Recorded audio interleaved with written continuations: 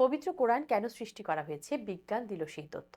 আপনারা কি জানেন সূরা ফাতিহাকে কোরআনের মা বলা হয় কেন? অথবা সূরা ইয়াসিন পাঠ করলে কিভাবে কিয়ামতের দিন পিপাসার্ত হওয়া থেকে রক্ষা পাওয়া যায়?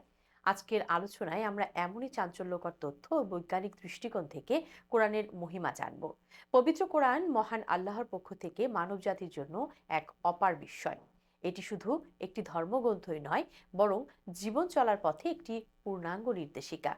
কিন্তু প্রশ্ন জাগে, কোরআন কেন সৃষ্টি করা হয়েছে, এর পেছনের রহস্য এবং উদ্দেশ্য কি? আজ আমরা বিজ্ঞানের আলোকে এই প্রশ্নের উত্তর খুঁজব।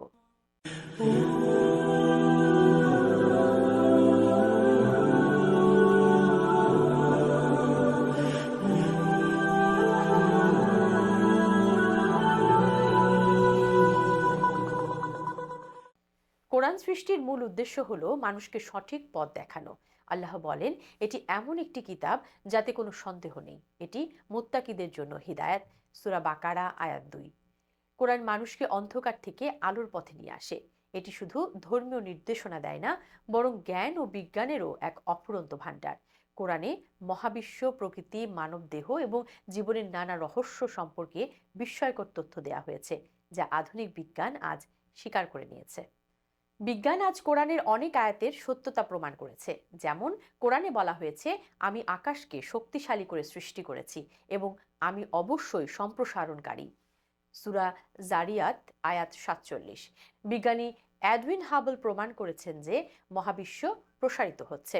আবার কোরআনে ভ্রূণের বিকাশের ধাপগুলো সূরা মুমিনুনে বর্ণনা করা হয়েছে, যা আধুনিক এমব্রোবায়োলজির সাথে সম্পূর্ণ সামঞ্জস্যপূর্ণ। এছাড়া পাহাড়গুলোকে পৃথিবীর জন্য পেরেক হিসেবে সৃষ্টি করা হয়েছে সূরা নাবা আয়াত 6-7, যা বিজ্ঞানের ভাষায় টেকটনিক প্লেটে স্থিতিশীল রাখে। কোরআন শুধু বিজ্ঞানই নয়, বরং মানব জাতির জীবনে প্রতিটি ক্ষেত্রে প্রভাব ফেলে। এটি মানুষের চিন্তা, আচরণ ও সমাজ ব্যবস্থাকে সুশৃঙ্খল করে। কোরআন শিক্ষার অনুসরণ করলে ব্যক্তি শান্তি, সফলতা ও আল্লাহর সান্নিধ্য লাভ করে। এটি সমাজে ন্যায় বিচার, শান্তি ও সম্প্রীতি প্রতিষ্ঠার দিক নির্দেশনা দেয়। পবিত্র কোরআন সৃষ্টি করা হয়েছে মানুষের সঠিক পথ দেখানোর জন্য, জ্ঞান ও বিজ্ঞানের আলো দেওয়ার জন্য এবং মানব জাতির কল্যাণ সাধনের জন্য। বিজ্ঞান আজ কোরআনের সত্যতা প্রমাণ করেছে, যা প্রমাণ করে এটি শুধু একটি ধর্মগ্রন্থই নয়, বরং সমগ্র মানবজাতির জন্য আল্লাহর পক্ষ থেকে একটি মহান নিয়ামত। আমাদের উচিত কোরআনকে বেশি বেশি করে পাঠ করা, এর অর্থ বোঝা এবং আমাদের জীবনে আমল করা। আল্লাহ আমাদের সবাইকে কোরআন শিক্ষার অনুসরণ করার তৌফিক দান করুন। আমিন।